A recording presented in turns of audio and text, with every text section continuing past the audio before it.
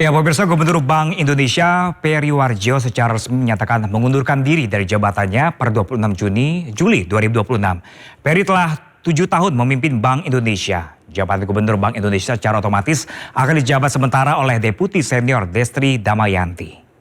Bahwa per kemarin secara resmi kami menerima surat pengunduran diri dari Gubernur Bank Indonesia kepada Bapak Presiden yang kemudian sesuai dengan mekanisme dan peraturan perundang-undangan yang berlaku,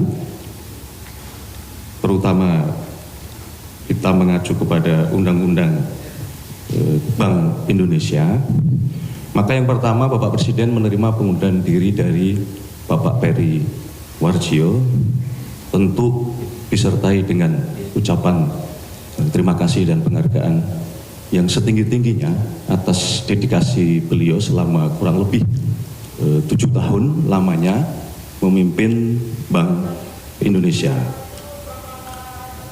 Untuk selanjutnya, secara administratif tentu hari ini akan kami tindak lanjuti berkenaan dengan surat pengunduran diri tersebut, karena sesuai mekanisme maka akan diterbitkanlah keputusan Presiden berkaitan dengan pemberhentian beliau secara hormat dari jabatan sebagai Gubernur Bank Indonesia.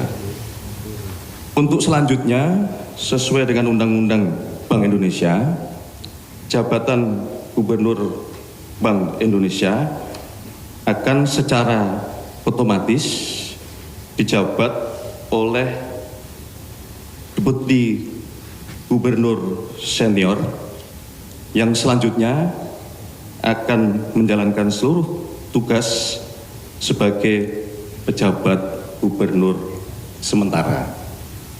Di dalam catatan, yang dimaksud dengan Deputi Gubernur Senior adalah Ibu Destri Damayanti.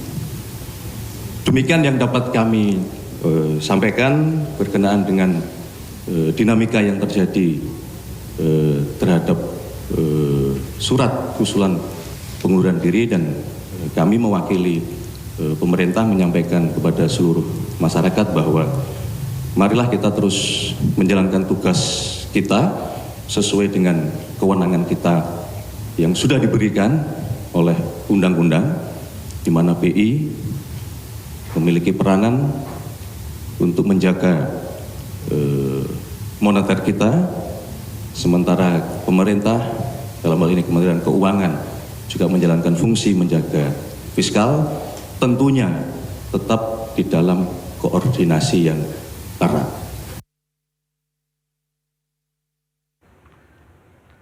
Sehubungan dengan pengunduran diri Saudara Peri Warjio dari jabatan Gubernur Bank Indonesia secara sukarela karena alasan pribadi pada tanggal 25 Juli 2026 sesuai dengan pasal 48 ayat 1 huruf A Undang-Undang Nomor 23 Tahun 1999 tentang Bank Indonesia, sebagaimana telah diubah beberapa kali terakhir dengan Undang-Undang Nomor 4 Tahun 2026 tentang pengembangan dan penguatan sektor keuangan, maka Dewan Gubernur dalam rapat Dewan Gubernur tanggal 26 Juli 2026 menetapkan Deputi Gubernur Senior Saudari Destri Damayanti sebagai pejabat gubernur sementara sesuai pasal 50 ayat 2 Undang-Undang Bank Indonesia. Ya, pemirsa, berdasarkan pengumuman resmi, alasan pribadi menjadi dasar pengunduran diri Peri Warjio sebagai Gubernur Bank Indonesia. Namun jika melihat akumulasi tekanan makroekonomi serta dinamika kelembagaan akhir-akhir ini, sejauh mana faktor leadership fatigue atau kelelahan kepemimpinan berperan dalam keputusan ini? Lalu bagaimanakah arah kebijakan moneter dan pengaruhnya terhadap rupiah serta pasar saham dengan pengunduran diri Peri Warjio? Dan untuk membahasnya, pemirsa, kami telah terhubung dengan Muhammad Fajar Anandi selaku ekonom Paramadina. Selamat siang, Mas Fajar. Selamat siang, Mas. Selamat siang. Ya, sebelum Ya. terima kasih telah bergabung bersama kami di Sindu Siang pada hari ini, Mas Fajar. Mas Fajar, ada yang begitu Ya. mengagetkan pada pagi hari tadi. Apakah pengunduran diri ini bisa dibaca sebagai puncak dari akumulasi masalah struktural yang sudah lama menunggu waktu? Atau murni keputusan personal terkait kondisi fisik beliau? Kalau itu yang tahu jawabannya, Mas, terima kasih ya tentunya. Yang tahu jawaban itu tentu Pak Peri sendiri. Walaupun demikian tentu kalau melihat tugas yang beliau emban, maka banyak hal yang bisa dikaitkan dengan kondisi terkini, terutama tentang kebijakan moneter Indonesia gitu ya, kebijakan moneter nasional yang kemudian menjadi tanggung jawab beliau. Toh memang kemudian kalau disampaikan alasannya kenapa, alasannya alasan pribadi, dan alasan pribadinya kenapa pun sebenarnya masih simpang siur. Ada yang bilang kemudian kalau kita lihat di kanal berita karena alasan kesehatan dan sebagainya. Walaupun memang kalau kita lihat secara normal pergantian pucuk pimpinan organisasi itu biasa, termasuk di Bank Indonesia. Hanya kan ini memang sebelum masa jabatannya berakhir 2028 Pak Peri mundur. Dan memang kalau kita lihat sekarang banyak benar seperti Mas sampaikan tadi tekanan-tekanannya gitu kan terkait dengan moneter. Yang paling jelas itu adalah nilai tukar rupiah yang terus tergerus, terus turun, dan itu kan menjadi fungsi sentral ya, salah satu yang diemban oleh Bank Indonesia di mana Pak Peri itu jadi nahkoda utamanya. Nah, kemudian kalau dikaitkan ya bisa saja tentunya. Jadi sebuah hal yang biasa ini berpotensi memunculkan yang namanya leadership fatigue, bisa disebut seperti itu? Bisa dengan saja adanya tentunya. dinamika global, rupiah terus menurun, tapi tetap didorong untuk pertumbuhan ekonomi seperti itu. Tentu aja bisa saja, Mas, karena kalau kita lihat targetnya Bank Indonesia itu banyak sekali. Sebenarnya kan kalau fungsi utama cuma dua kan, menstabilkan nilai rupiah dan kemudian menjaga agar inflasi tidak terlalu tinggi atau terlalu tinggi gitu ya, mengganggu perekonomian. Kan sesimpel itu. Namun kalau kita lihat sekarang banyak sekali dinamika yang diemban oleh Bank Indonesia. Salah satunya mungkin yang perlu saya soroti adalah soal skema burden sharing, di mana kemudian Bank Indonesia itu harus membeli gitu ya surat hutang negara untuk membiayai kebutuhan pendanaan pembangunan strategis nasional. Dan itu kan sebenarnya secara hukum tidak salah. Seperti tadi kalau kita lihat video tadi kan ada undang-undang yang disebut oleh Bu Destri Damayanti, tidak. Namun kemudian kalau kita lihat nature-nya bank sentral ini sebenarnya seharusnya tidak sesuatu yang terjadi gitu loh. Kan sebagaimana juga disampaikan Pak Hadi tadi, fungsi Bank Indonesia itu jelas di sisi moneter, sedangkan pemerintah itu di fiskal.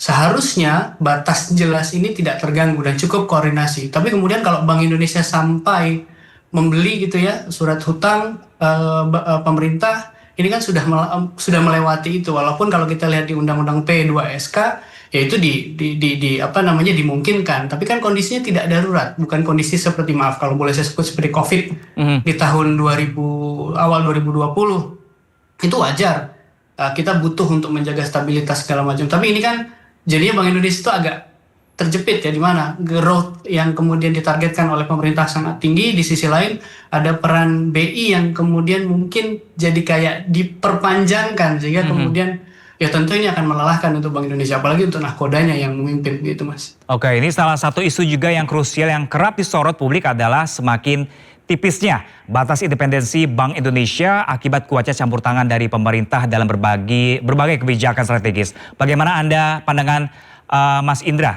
Mas Fajar terkait tantangan independensi BI selama kepemimpinan beliau ini? Nah, ya tentu berat sekali ya, Mas, gitu loh. Karena gini, menjaga stabilitas rupiah, menjaga inflasi itu sudah berat. Apalagi kan kalau kita kaitkan ini akan sangat kompleks itu ya, soal cadangan devisa dan sebagainya. Dan justru sebenarnya semangat kenapa Bank Sentral, apalagi Bank Indonesia itu kalau di kita itu ya harus independen, karena memang berat sekali bebannya gitu loh. Ya jadi walaupun cuma dua kalau kita lihat itu ya, tapi kan menjaga nilai tukar tuh kalau kita bedah ya banyak. Bagaimana ketika misalnya nilai uang rupiah yang dijual terlalu banyak, falas yang dibeli terlalu banyak, itu kan akan sentimen pasar dan sebagainya. Nah, yang kalau kita lihat sekarang yang paling berat yang diemban itu adalah soal rupiah pastinya. Nilai rupiah terus turun. Kalau nilai rupiah terus turun, kita kan bayar impor kan dengan devisa, Mas. Bank Indonesia yang melakukannya, dan dengan nilai yang semakin turun semakin banyak devisa tergerus. Tentunya seperti itu. Belum lagi kemudian soal growth ini secara nature-nya yang bagus kan supply oleh pertumbuhan ekonomi yang memang betul-betul pada karya gitu. Ada investasi dan sebagainya.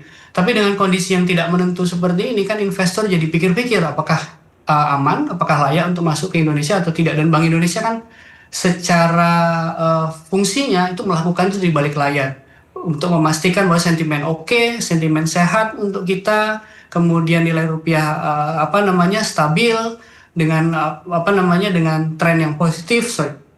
Lalu juga kemudian memastikan inflasi juga tidak tinggi. Itu berat sekali sebenarnya. Nah, kalau dicampuri yang lain-lain, ya ini akan berat juga, Mas, gitu kan, seperti itu. Oke, Mas Fajar. Ini Mas Fajar selaku pakar ekonom ini melihat Pak Peri mundur secara mendadak. Ini kalau Anda melihat nilai rupiah ini nantinya akan semakin turun kah dengan adanya dinamika di dalam BI ini? Kalau kita berhitung, kalau kita berdasarkan teori ya, Mas, ya, dengan kondisi yang sekarang serba, saya bisa bilang fragil gitu, bisa saja, Mas. Sentimennya orang akan bertanya, kenapa mundur tiba-tiba? Kan seperti itu. Walaupun ya namanya orang kesehatan orang, misalnya kalau alasannya kesehatan itu bisa kapan saja. Tapi tentu akan akan ada pengaruh, saya pikir. Cuman yang perlu untuk menjadi perhatian adalah kemudian saya pikir soliditas dari Dewan Gubernur BI yang sekarang dipimpin oleh Bu Destri Damayanti. Asalkan solid, mesin Bank Indonesia bekerja sebagaimana mestinya, seharusnya sentimen ini akan terjaga dengan baik, sehingga kemudian walaupun ada penurunan, mungkin saya yakin akan ada penurunan, tidak tidak terlalu tinggi gitu ya, dan stabilitas nilai tukar rupiah yang sekarang sebenarnya sudah boleh saya bilang agak buruk gitu ya, tidak semakin buruk. Seperti itu. Oke, ini dengan tidak adanya pemimpin di Bank Indonesia, ini faktor apa sih yang paling menentukan arah ke depan rupiah kita agar bisa menguat nih, Mas Fajar? Ya yang pasti ini ya, Mas ya, kalau nilai-nilai tukar yang harus dilihat itu, kalau saya pribadi melihatnya sentimen pasar. Investor percaya atau tidak dengan kita. Karena kan mau tidak mau kita sangat mengandalkan investasi dari luar, foreign direct investment. Mau itu greenfield, mau itu brownfield, terserah. Tapi kan mereka datang dengan falasnya. Mereka invest, mereka tukar dengan rupiah. Kalau secara teori kan seperti itu. Mereka beli barang di rupiah, segala macamnya, dan itu akan meningkatkan kepercayaan terhadap rupiah. Nah, kalau misalnya kemudian tidak jelas, dan misalnya tidak bisa meyakinkan ini, pimpinan bank ditinggal oleh pimpinan bank sentralnya, definitifnya, kemudian ada yang sementara, bisa solid atau tidak, mereka kan akan hati-hati, karena uang mereka investnya akan di keep atau tidak. Kalau misalnya tidak meyakinkan, mereka akan jual kan. Dan ketika menjual rupiah, membeli falas, nilai rupiah akan semakin turun. Yang paling penting sekarang dilakukan oleh pemerintah adalah, dan saya pikir kalau dengan kapasitas Bu Destri Damayanti seharusnya bisa, soliditas dari Bank Indonesia sendiri memastikan bahwasanya this is just a normal process. Selections itu biasa, pengunduran diri itu biasa, toh tidak ada masalah yang mencuat secara pribadi di Pak Perinya gitu ya. Ya ini proses biasa, asal itu solid sehingga sebenarnya stabilitas rupiah tetap bisa terjaga, seharusnya seperti itu. Ya Mas Fajar, kalau kita bicara soal kemunduran Pak Peri kembali, ini kalau menurut Anda ini mendadak atau wajar? Kalau kita lihat gitu ya, siapapun yang mundur sebelum masa jabatannya berakhir ya tentu kemudian akan jadi tanda tanya. Dan kalau saya bilang ini mendadak atau tidak, saya bisa bilang mendadak gitu, kaget juga pagi tadi, Pak Peri mundur tiba-tiba, ini kenapa nih, kan seperti itu. Pertanyaannya kan kenapa mundurnya itu. Nah, masalahnya memang kemudian kalau kita lihat pemberitaan soal Bank Indonesia selama ini itu banyak mengarah kepada yang sentimen yang mungkin kalau saya bilang arahnya negatif gitu kan ya. Bukan dari sisi Bank Indonesia sendiri, tapi kemudian dari sisi load kerja yang harus diamban oleh Bank Indonesia. Jadi Bank Indonesia seperti agak sakit gitu ya. Dan tentu kemudian ya ketika nahkodanya tiba-tiba mundur, itu akan jadi pertanyaan dong gitu. Dan ini kan praktik yang biasa juga sebenarnya. Ketika ada wewenang yang tidak mungkin diemban, tidak mungkin bisa dijalankan dengan baik lagi, atau mungkin ada nilai yang sebenarnya tidak sejalan dengan pemimpin, bisa saja pemimpin itu mundur. Tapi toh kemudian ini masih perkiraan kita kan, yang real, yang siapa yang tahu. Saya seperti yang saya sampaikan tadi, Pak Peri yang hanya tahu. Dengan sejumlah tekanan yang mungkin diterpa juga oleh Pak Peri saat menjabat kemarin ini memunculkan spekulasi adanya leadership fatigue seperti itu. Apa kalau menurut Anda dengan adanya leadership fatigue ini akan mempengaruhi pengambilan keputusan beliau? Tentu, hingga Mas. Akhirnya mengundurkan diri? Tentu, Mas. Leadership fatigue itu ya ketika sudah, namanya aja fatigue gitu ya, kelelahan. Ketika sudah tidak memungkinkan lagi untuk mengambil keputusan yang tepat, apalagi day to day basic seperti ini, dan saya pikir Pak Peri mungkin 24 kali 7 kali ya, karena bebannya berat sekali. Ya pada akhirnya akan sampai ke titik fatigue itu kan, titik kelelahan itu, dan ya sebagai seorang yang bertanggung jawab, saya pikir ketika sudah bisa menilai itu ya, saya tidak akan bisa menjalankan tugas dengan baik lagi dengan wewenang atau tanggung jawab yang diemban yang begitu berat misalnya, ya dia akan mundur. Di satu sisi itu sebenarnya bentuk pertanggungjawaban gitu ya untuk mundur, tapi di sisi lain akan menimbulkan tanda tanya kan, sebenarnya seperti itu. Oke. Nah, ini setelah pengunduran dari Pak Peri ini sendiri, kalau apa yang perlu dijaga dari BI ini agar sentimen dari pasar dan juga devisa kita masuk nih lebih banyak, seperti apa yang harus dilakukan oleh Bank Indonesia? Tentu Mas, kalau dalam bahasa yang sederhananya memastikan bahwasanya sentimen kita tetap positif. Yang harus dilakukan paling basic apa? Menjaga nilai tukar rupiah. Saya pikir dengan Dewan Gubernur yang masih ada sekarang, seperti yang saya sampaikan tadi, asal beliau solid, dan saya pikir dengan pimpinan sementara Bu Destri Damayanti akan bisa, karena Bu Destri kan mantan Chief Economist Bank Mandiri, beliau punya pengalaman yang luas, bukan sekedar di sisi moneter pusat gitu, tapi juga kemudian di perbankan yang retail gitu, jadi akan paham sebenarnya. Yang penting solid, jaga kepercayaan, jaga nilai tukar rupiah. Kalau dijabarkan akan sangat detail sekali, tapi paling tidak sesimpel itu, jaga nilai tukar rupiah. Seharusnya pergantian ini lebih kayak dinamika organisasi biasa, seperti itu Mas. Oke, dan terakhir mungkin Mas Fajar nih, bagaimanakah pasar keuangan domestik seperti ISG, sumber berharga dan negara, dan juga rupiah ini merespon kejutan pengunduran diri ini dalam jangka pendek dan menengah mungkinnya? Ya, saya belum lihat indikator secara resminya Mas, tapi kalau prediksi saya pasti akan ada penurunan, tapi kita harapkan penurunannya tidak jauh gitu ya, hanya ria sebentar. Yang namanya kaget itu kan biasa, itu akan turun sedikit, tapi mudah-mudahan sentimennya kemudian kembali ke normal atau lebih ke positif. Nah, itu yang sebenarnya kalau kita lihat indikator-indikatornya, saya tadi belum lihat, IHSG agak turun sedikit, tapi juga nggak bisa disebut substansial, itu kan harian tuh dinamikanya seperti itu. Yang mudah-mudahan asal solid Bank Indonesia, pemerintah support. Tadi kalau bahas yang disampaikan Pak Mensesnek itu sangat-sangat afirmatif. Seharusnya indikator-indikator mesin ekonomi kita dinamika biasa saja, tidak akan mengarah kepada yang negatif. Oke, Mas Fajar, ini kan Pak Ferry udah dari kemarin kepemimpinan BI tidak begitu mencolok, tidak ada yang buruk sebenarnya. Kalau menurut Mas Fajar sendiri, syarat utama bagi figur pengganti gubernur BI yang kelak akan datang seperti apa sih? Yang jelas kompeten ya Mas, karena ini tugas yang sangat berat. Saya pikir kompeten, yang pasti dari sisi bidangnya dan pengalaman, saya pikir, karena saya sendiri tidak tahu persis ya tugas beliau seperti apa, tapi yang kalau saya kompeten dan juga punya pengalaman yang jelas. Kalau kita lihat track record Pak Peri itu memang sudah lama sekali di Bank Indonesia, dinamikanya beliau sudah paham, maka seharusnya itu menjadi menjadi benchmark yang baik untuk pemimpin yang selanjutnya. Kalau saya boleh bilang, Bu Destri Damayanti saya pikir salah satu opsi yang paling masuk akal untuk hari ini. Oke, baik, terima kasih banyak Mas Fajar selaku pakar ekonomi Paramadina. Kita lihat gebrakan baru dari BI apakah bisa meningkatkan nilai tukar rupiah kita. Terima kasih banyak. Semoga. Sama-sama Mas.